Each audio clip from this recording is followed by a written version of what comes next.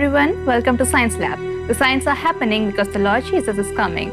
Every day we are looking at some of the signs that are happening around us. Today we are going to look at some of the end-time signs happening in Europe. Il Capitano Matteo Salvini, Italy crisis or opportunity.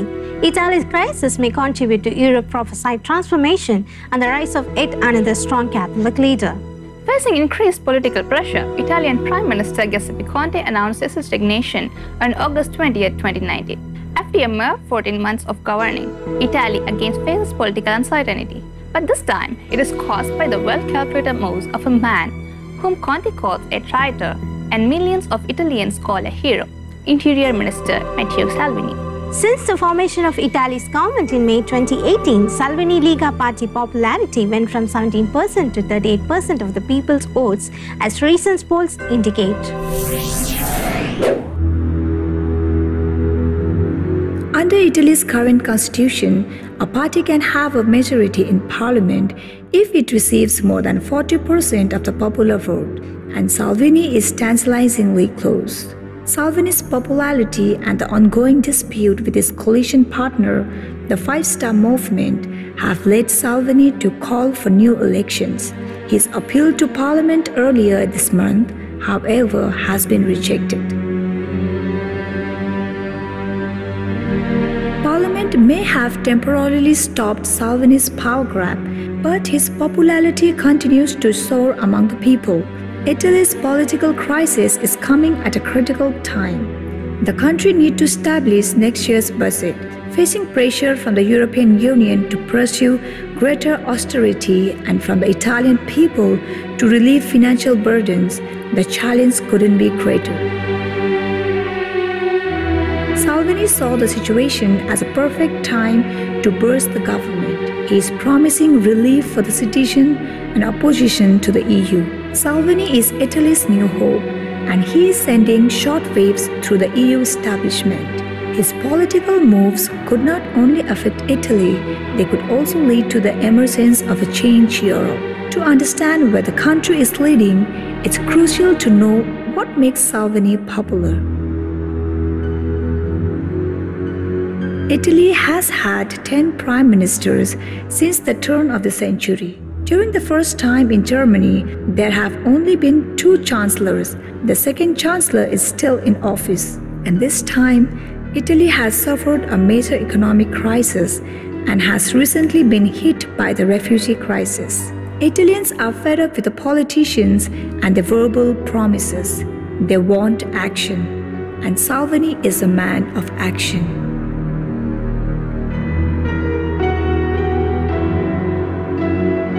After Italy's 2018 election, Salvini's right-wing Lega party formed a coalition with the populist, anti-establishment Five Star Movement.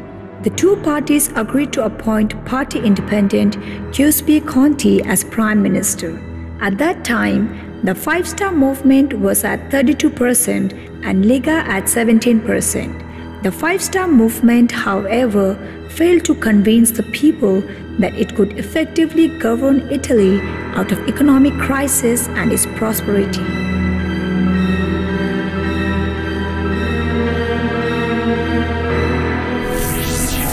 Salvini, on the other hand, has delivered on his promises to drastically reduce the influx of refugees into Italy. He closed Italy's harbor and banned Syrian refugees from entering. Today, Lega is nearing 40% of the vote and the Five Star Movement is nearing 15%. Just 6 years ago, Lega was at 4.3%, which speaks to Salvini's ability to rally the common people behind him. Next to the political opposition, Salvini has also faced much religious opposition from the highest office of the Vatican, Pope Francis. In a country that is almost 80% Catholic, having religious on your side matters. But Salvini faced off against the Vatican's criticism towards his refugee policy, and Italy's Catholics rallied behind him. The Roman's daily newspaper La Repubblica's July 8 headline read, "Catholics at the crossroad, the Pope or Salvini." And this fear is used by a Lega chief and interior minister. Salvini is making this fear to justify what cannot be justified, namely inhuman laws. Salvini's security law is going down the same way as the Italian racial laws of the fascist government in 1938, says the 90-year-old Jesuit. Back then, many citizens and also many Catholics disinterestedly dismissed them or even welcomed them only to distance themselves from them years later. This is exactly the line Pope Francis is currently fighting.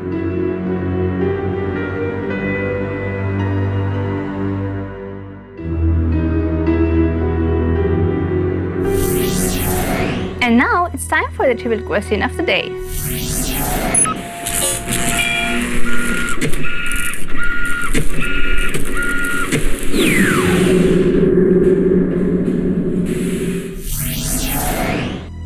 Which country does Benito Mussolini belongs to? Option A, France, option B, Germany, and option C, Italy. And let's see the answer after a short break.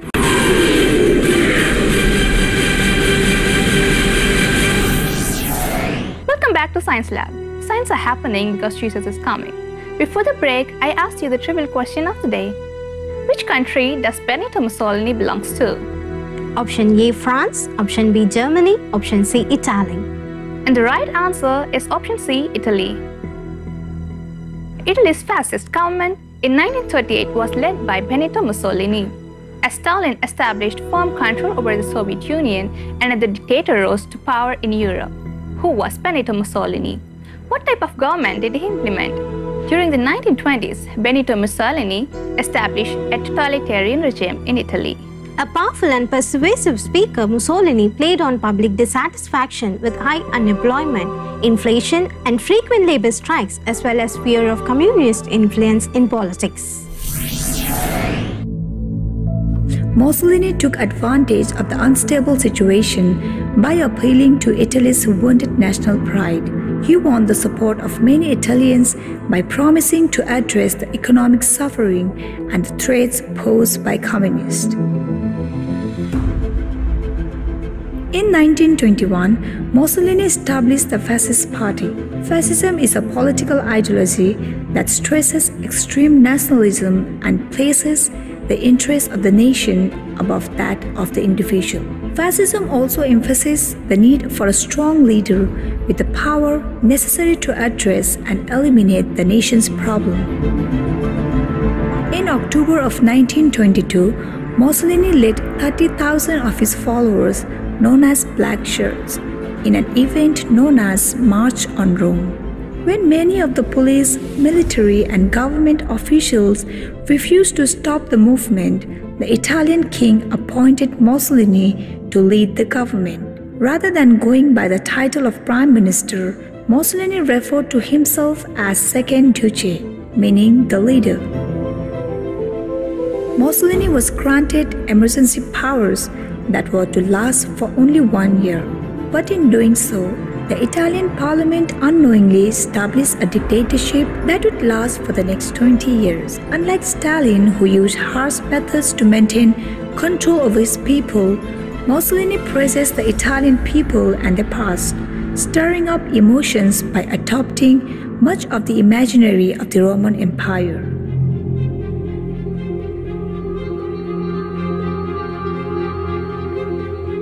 Mussolini glorified the nation's workers and the middle class while promising to restore Italy to its former position as a world power. Under fascist rule, Italy had a balanced budget, inflation was eliminated, and the railway system was modernized. However, much of the success stemmed from the fact that Mussolini silenced his opposition. Opposition political parties were disbanded, while the press, radio, and film were used to distribute a ceaseless flow of propaganda. Over time, the fascists expanded their control to every aspect of Italian life. The school system was also used to indoctrinate children into the fascist ideology. Students wore black uniform, and the concept of discipline, duty, and obedience was emphasized. Mussolini also hoped to enhance Italy's role on the world stage and preached that it was natural for strong nations to conquer weaker ones. Ethiopia, one of the few remaining independent nations in Africa, became its first target. Haile Selassie, the Emperor of Ethiopia, pleaded with the League of Nations for support as thousands of Italian soldiers prepared to invade in 1935. The League of Nations responded with a modest economic boycott of Italy and offered no military assistance as Selassie was forced to flee. Ethiopia was conquered and officially annexed by Mussolini in May of 1936. Before the break, we were saying about the Italian crisis and the rise of El Capitano Matteo Salvini. So far, we saw about the past of Italy. And now let's continue with the present of Italy. In response to the Pope's criticism, Salvini fought the power of the Vatican with a symbol of religion by using the rosary and the cross in public appearances. He presents himself as a religious figure that the people can put their faith in.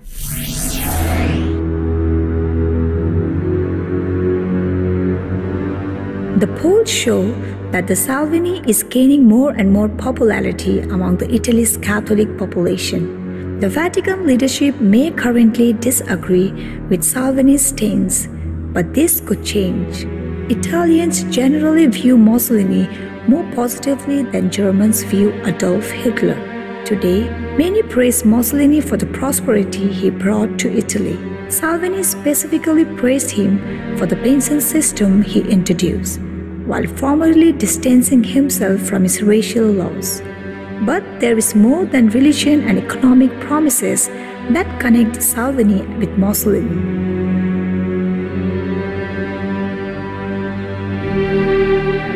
The Spectator wrote on August 17, 2019, Matteo Salvini does have something in common with Benito Mussolini, a gift for connecting with the crowd.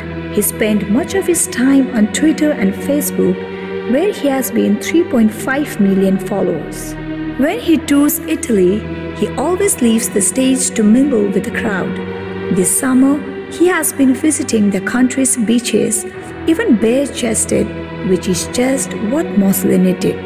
The crowd loved Second Duce, the crowd loves Second Capitano. Salvini connects with the people in a unique way.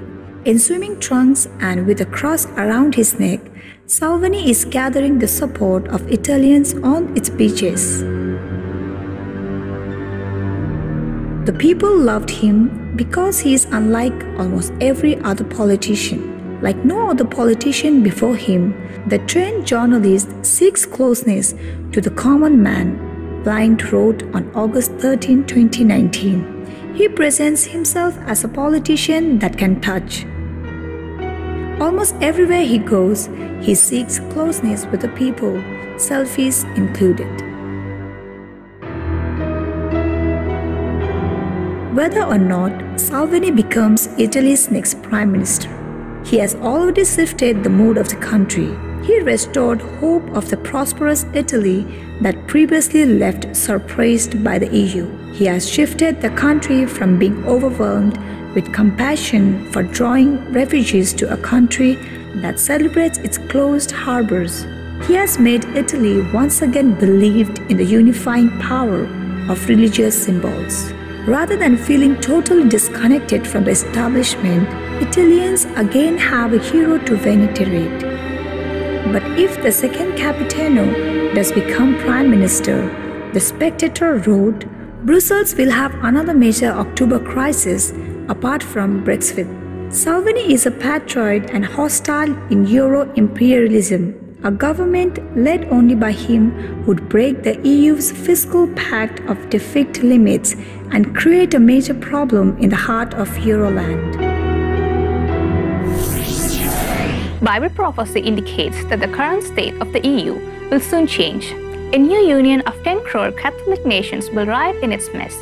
If the Europe's trade deal with Latin America is finalized this year, then we may see the current 28-nation European Union pare down to the prophesied 10-nation superpower this year as well.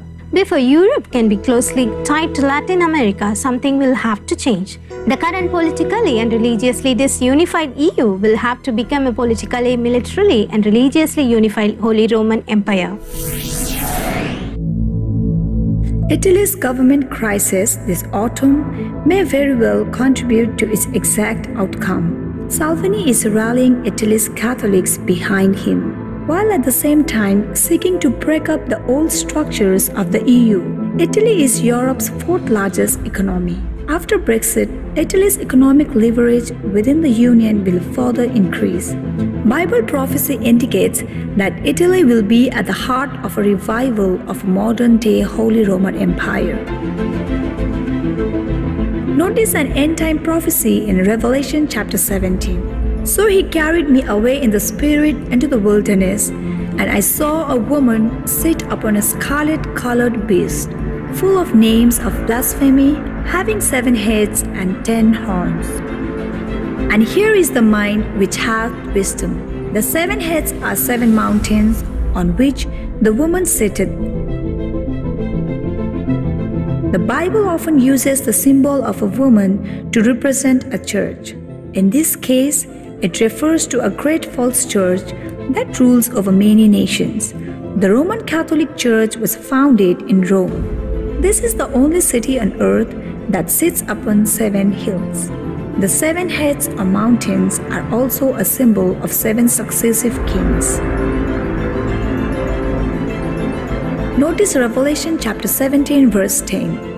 And there are 7 kings, 5 are fallen and 1 is, and the other one is yet to come. But when he comes, he must continue a short space. Rome, along with the Catholic Church, had been at the spiritual heart of the Roman Holy Empire. Many emperors of varying nationality have been crowned in that city.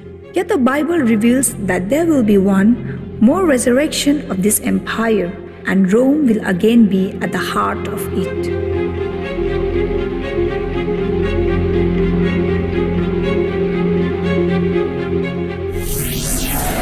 In order for this prophecy to be fulfilled, Italy needs a powerful and influential leader. Salvini may provide that leadership.